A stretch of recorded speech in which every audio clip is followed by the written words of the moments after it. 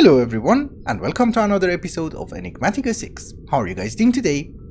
How's life? Today is the day of garbage automations, but we are going to start everything in the Undergarden. I have already been here. I just wanted to mention, Elytra is a teeny tiny bit faster. This one seems to be intact. We go in. The reason that we are in the Undergarden is that I'm looking for some loot, and specifically Botania loot, and more specifically Blacker Lotus. We are moving from Botania to Quark, another mod by our favorite overlord, Vasky. I was actually looking for a few Stonelings. I did manage to get a spawn egg, and a few Hearts of Diamonds. We technically need the Heart of Diamond in order to make an enchantment table, which I found an extra one, but we also need that in order to make a Tartaric gem. Just in case you didn't know, they do spawn under Y level 20, and light level of 5 or less. The issue is that they also take the hostile mob cap, so you have to get rid of these guys. Not all the time. Sometimes. They will normally disappear, but if you hold a diamond in your offhand, they will come to you. And I would like to mention that the reason that I suddenly became an expert on Stonelings is that, well, I just went to the wiki. I wasn't even looking for Stonelings, I was looking for some cave root. Ah, you don't find it. You craft it in the nether.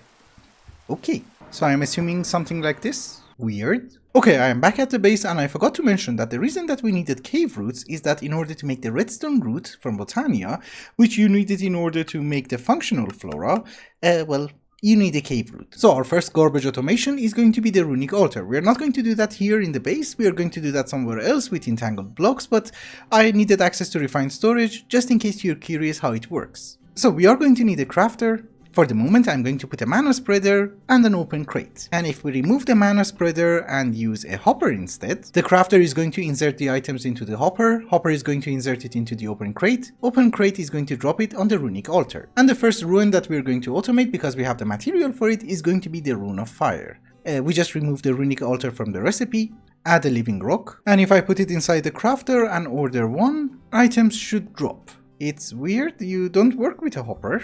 A barrel? Yes, okay, so it's going to be a little bit janky, but this should work.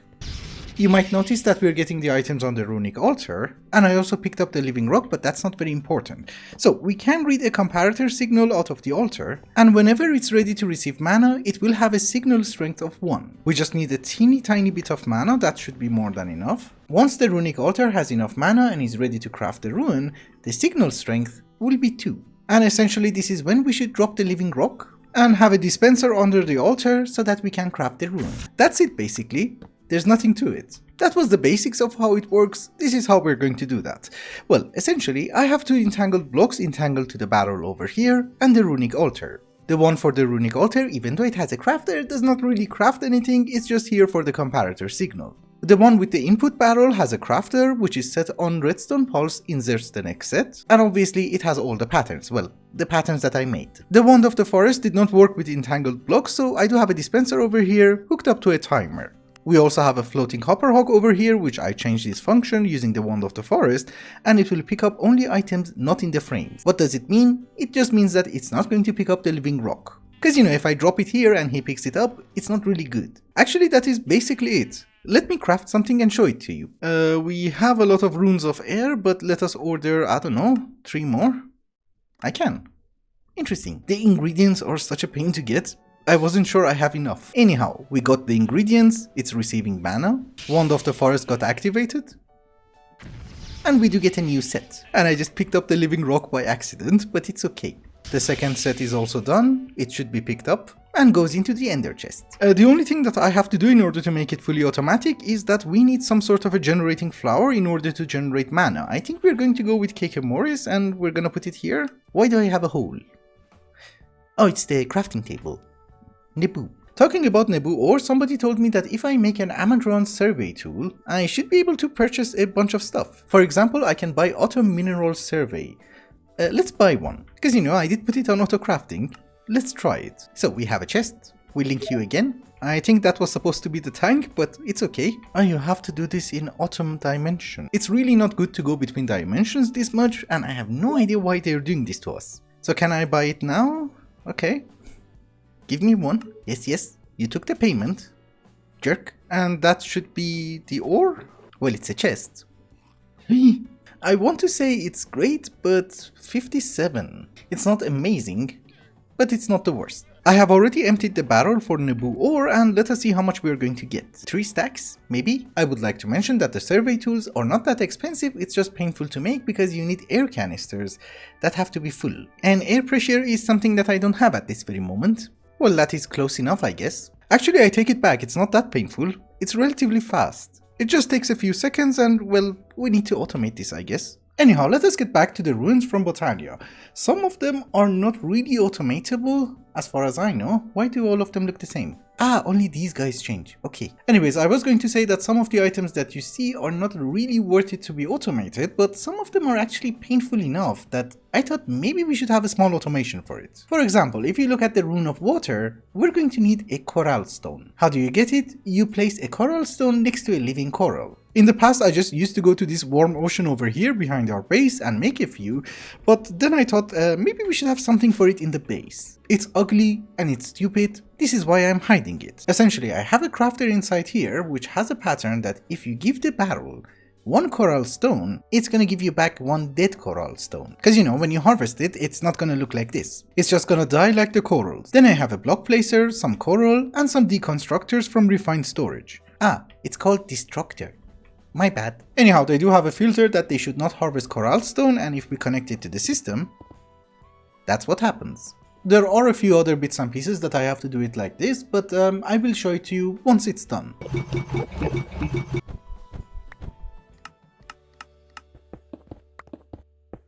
I thought for our next bit we are going to need some wireless technology, so I did make some network receivers. We're going to use one of them, the purple one, and I also made myself a wireless transmitter, which has a range of 320 blocks. That's great. As for power consumption, without hooking up the receiver, we're almost at 26,000 RF. But I need to have access to my refined storage system around here, and well, I'm going to need so many channels that it doesn't really make sense to go any other way. I mean, you know, with entangled blocks, I think it's going to get much more expensive. Although nonetheless, we are going to need 1 entangled block just to provide this guy with power. So let us hook it up. I forgot how you should do that. Yes, can I link it to you? Okay, I'm incredibly confused. We're not consuming that much power. Anyhow, what do we want to do here? So first off, we're making the paste from power over here and we need to fill in these crates. So this is why I have a network receiver over here so that I can export the material into the crates. The other things that we want to do over here is to make chromatic compound, polish rose quartz, as well as blaze cakes. So I have a bit of a confession to make. I have never automated the production of polished rose stone. Well, in the previous versions we had a recipe in the enrichment chamber. I have never done this. And honestly speaking, it's not that bad. It does it in one go. Therefore, I'm guessing this is going to be easy peasy. We are going to have a crafting cart for the exporter, and we're going to ask it to export sandpaper. Did I crash? Very good. It's exporting. I'm also not sure, can we import from the side? Yes. So let us put a filter for it. And then I'm assuming I can also have a crafter and a recipe for polished quartz. So can I order 10? Let's see if it works. That's not good. Ah yes, whitelist. Very good, very good. I can adjust the speed, do not be worried. We have a rotational speed controller. But it does work, so I can't really complain. And if you're wondering why the hell I did that, it's because, well, we need rose quartz in order to make the chromatic compound. I would assume if we want to make a blaze cake, it's better to start with the base. I am going to operate everything using XNet, and we are going to have a barrel which is going to be our input for most of the items that we're going to craft. And that barrel is going to be hooked up to a crafter, which will house our recipe. Anyhow, let us make a recipe for blaze cake, and I would have preferred a normal egg. We used to have some chickens? I can hear you. Ah yes, he's down here. Oh, by the way, this is now Cubby's room. I think he's sleeping. Anyways, the pattern goes inside the crafter, and let us see if it works. We have already made a few, we just need the one. For testing purposes, we are getting the ingredients, that is good. This is a function that I use from XNet a lot, and I have noticed in the comments that, well, some of you are a little bit confused about it. So essentially how I do this is that I make 3 channels for items. Because here's the thing, in order to make a blaze cake, we need 1 cinder flour, 1 sugar, and 1 egg. It's very good if you manage to get 1 stack of each and every one of them inside, but normally that doesn't really happen with crates. So what I do is that I'm going to extract egg on 1 channel, I'm going to insert it into the basin, but I'm going to set a maximum amount in the destination, which is 1. I will do the exact same thing with sugar and also cinder flour. And the reason that I use different channels is that if you set this number to 3, it's gonna put 3 eggs. Or 3 sugar. It's not going to necessarily put one of each item. But anyways, we put them all in, we get a blaze cake base. And I'm assuming that is something that we should be able to import into our system. So one import bus, we set a filter for the base. And since we only had 1 egg, if I drop you in, will you collect it? Yep. Oh yes, I forgot to mention insert. Did you collect it? Yes. Actually, that was kind of stupid of me because we don't need the blaze cake base. We need the actual blaze cake. So I added another depot, we have the spout, we have an ender tank with lava, and essentially what XNet is going to do is that it's going to take the base out and put it on the depot. And as a result, we're going to get blaze cake, and that will go into our system. So the pattern that we used to have is no longer correct. We will tell it that instead of making the blaze cake base, you get the actual blaze cake. And the new pattern goes inside the crafter. Very good. So for the chromatic compound, we can make the rose quartz, we can make the blaze cake, now we need the rest. I just ran into a very small issue, and that is we're out of crying obsidian. I think I have an idea where to get some. I have not automated piglin bartering, so crying obsidian is going to be painful for the moment, but I believe there was a biome in the end. Oh, it's here. That's too far. I just marked it on the map. Yeah, it's 3000 blocks away. It's actually not that bad. Also, yes, I do have the jet boots, but I do have the garbage tier ones, so elytra is much faster. Aha! Obsidian. We just need the crying version. A bit. For piglin bartering, we are not going to do it this episode, but I think I have an idea. You know, in order to get a ton of gold. We will check it out later. I'm hoping I still have my void charm, so we go home. Oh, yes, I had it. Okay, so I have finished chromatic compound as well, and we had to add one more XNet controller, and I will explain to you why. But essentially it's working the same way, it's extracting the ingredients and it's putting the exact same numbers inside the basin. Also, the pattern for it instead of 2 is 16, so we're just inputting 8 times the items. Cause you know, a blaze cake can handle way more than one recipe, and I was like, yeah, why not? We do 16. Also, the reason that I have an extra controller is that we are producing blaze cake over here and we're inputting into our system. Cause you know, I do need blaze cakes around the base, for example also here. And if I put the blaze cake inside the barrel, it's going to be put into our system, so it can't really work for this recipe, which does require another blaze cake. So you know, this is why we have another crafter with another barrel. But just for testing purposes, we're going to order one more chromatic compound. And I'm missing mana steel. That was frost, right? Is it with moonstone? No. Sunstone? Maybe? Yes. Anyhow, let us order one, it's going to give us 16. I removed all the blaze cakes, but we were late. It made the blaze cake, it's making the chromatic compound, and if we check over here, we have 16. So for our next project, I want to try something. If you guys remember, earlier in the episode, I did manage to get a spawn egg. I thought maybe it's going to show you, but I did manage to get one for Stoneling. And I want to see if it's possible to make a spawner out of it. We need silk touch. Come on. Harvest. Oh, I didn't get it. Yes. Magneto helps. Stonelings are great because they're going to give you diamonds, gold, and a ton of iron. The issue with them is that they do despawn immediately when you want to kill them, so maybe a minigun helps? We take some rounds? And I do have a feeling that this should be done in darkness, otherwise I have to go and get a dragon egg. Also, my Oreos are not working. So you spawn Stonelings, and we set you to animal? I think? It's not spawning anything. Maybe it has to be done under Y level 20, I'm not exactly sure. Hello. I love my sword. Oh, we have a spawner here, which I forgot. You come with me. And we put the Stoneling. They do spawn. And he despawned. Okay, so they are not an animal. Living? Not me. Well, it does work. And they do drop the loot. No, you stupid idiot. That was 6 pieces of iron from one Stoneling. So it does work in theory. We take you. Since I don't really want to do that underground, I think the wisest thing to do is to summon the dragon. I'm hoping he's going to give me one more spawn egg. I'm out of bullets. Oh, actually I have some flame rounds. Go on, sit down. Accept your fate. So is it only in vanilla where she doesn't drop the egg? You know, I mean more than once. I take the head. Why not? Oh, hey Cubby. Good morning. It's afternoon here, but you know. I let it run for a while, and these are all the goodies that we got. It's not that bad. It's just that they do have a bit of health, and I was thinking maybe we can do something so that they take some fall damage? In the morning, obviously. They don't take fall damage. Okay, they don't take fall damage. We know. What if we cheat? And have some purple fluid? That works. It's so loud. I just wanted to tell you that one of the best things that you guys told me in a few episodes ago is the bucket mode on the tank. It makes it so much easier. Well, this is the farm, I guess. We could have used one bucket and it did not have to be all source blocks, but you know, we're not garbage people. We just do garbage buildings. Anyways, I do not want them to spawn on top of the spawner and get stuck there, so maybe we can make a vector plate. Okay, that's actually not that bad. You're also great. That doesn't happen that often. In 1.7 there used to be a king slime. Why is this one a queen? Hello, copy. Do you mind if I use your table? There's a monster in my dreams. Okay, fine by me. So if this is an air reagent, I can make you, right? I meant the air sigil so that we can fly. I actually need only one vector plate. Upgrading it is expensive, but who cares? Can I do the super fast one? No. And no, I don't even want to know the recipe. So you, my dear friend, you go on top. I prefer if you face that way. Yes. And I guess we just vein mine the rest. Oh, and by the way, for the turret there is an option which you can match the name. So it's star and S for Stoneling. I personally think that one turret is going to be more than enough to do the job, but maybe we are going to have two of them. You're not firing. How did I do that over here? Oh, okay. It happens. My bad.